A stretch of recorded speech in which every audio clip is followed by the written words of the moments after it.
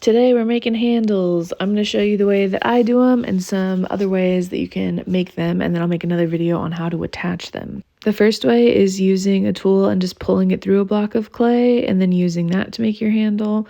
Super easy. The girlies love this one. There's all sorts of fun shapes that you can get by doing it this way. I have a dowel rod covered in canvas that I use to shape my handles on. That way I can lay a whole bunch out in a row. The second way that you can make them is rolling out a coil and then either just using the coil as your handle or doing something fun like twisting it up into like a little braid. I used to do handles like these back before I learned how to pull them because I was like, ugh, that's a pain in the butt. I'm not learning how to do that.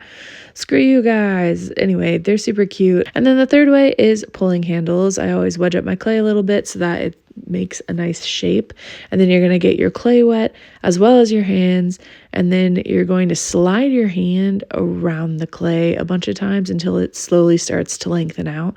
The nice thing about pulling handles is that it makes a really fluid form, so it's easy to make flowing shapes for handles. The part that sucks is learning how to do it well, because it's difficult to keep your hand tension the same and not like squeezing too hard at a certain point in order to make them like break too early. So it takes a lot of practice, and it sucks trying to hold, for me anyway, I've got shoulder issues. It sucks trying to hold a lump of clay up in the air when you're making like 15, 30 handles.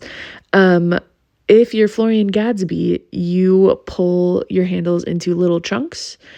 First, little lugs, I think he calls them, and then you attach that lug to your mug and then you pull it from there. I don't do that.